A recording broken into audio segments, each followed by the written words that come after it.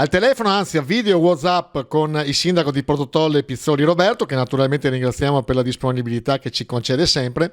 Sindaco, innanzitutto buonasera.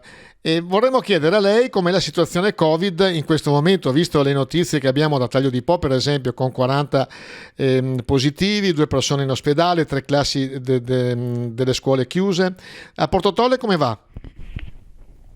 Buonasera Leandro, buonasera naturalmente a chi ci sta ascoltando e ci sta guardando. Allora, in buona sostanza, fortunatamente al momento la leggera impennata l'abbiamo avuta anche noi a Portotolle, infatti proprio in questi giorni, perché siamo passati dai 3 casi della settimana scorsa, siamo passati a 8 casi, anche se devo dire che 4-5 sono riconducibili dal stesso nucleo familiare, mentre gli altri sono casi isolati, comunque stanno tutti bene. Abbiamo una casistica e quindi 3 classi ferme alla primaria di Catiepolo che sono in DAD, hanno già fatto entro le 48 ore il tampone molecolare, stiamo aspettando l'esito, perché con le nuove disposizioni potrebbero anche tornare subito a scuola gli altri ragazzi, mentre i bambini trovati positivi naturalmente vanno in quarantena. Comunque è già stata attivata la DAD per queste classi che hanno fatto nella giornata di ieri i tamponi, spero che arrivi la risposta già entro domani.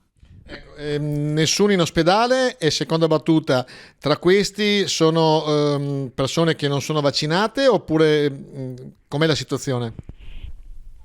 Allora, devo dire che per quanto riguarda l'ospedale, fortunatamente le 2 persone che erano state in ospedale un po' qualche settimana fa sono rientrate a casa, si sono negativizzate, erano vaccinate, quindi diciamo che presumiamo che naturalmente anche il vaccino abbia difeso, perché erano 2 persone anche di una certa età e quindi abbiano dato siamo riusciti a difendere un attimo la situazione rispetto, se ricordi, l'anno scorso, dove avevamo situazioni quando c'erano le ospedalizzazioni molto più gravi, e abbiamo su 8 casi, credo che siano 4 i casi senza vaccino. Approfitto anche della tua disponibilità per invitare naturalmente gli over 60, quelli nati dal 1961, che abbiano completato il ciclo vaccinale, che abbiamo concluso il ciclo di vaccinazione già da almeno 6 mesi, di poter prenotare. Noi abbiamo la grande fortuna che siamo riusciti a portare a casa il centro vaccinazione, tra l'altro qua a Portotolle, e quindi soprattutto per le persone più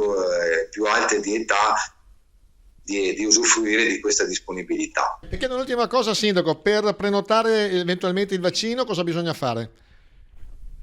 Per la prenotazione del vaccino bisogna andare o in farmacia o tramite il sito, quello dell'ASL solito, anche se la prossima settimana dovremo trovarci anche con ASL, perché avevo anche chiesto se c'era la possibilità di incentivare attraverso il passaggio della lettera, come era stato fatto l'anno scorso. Adesso ne discuteremo nella prossima conferenza dei sindaci sicuramente.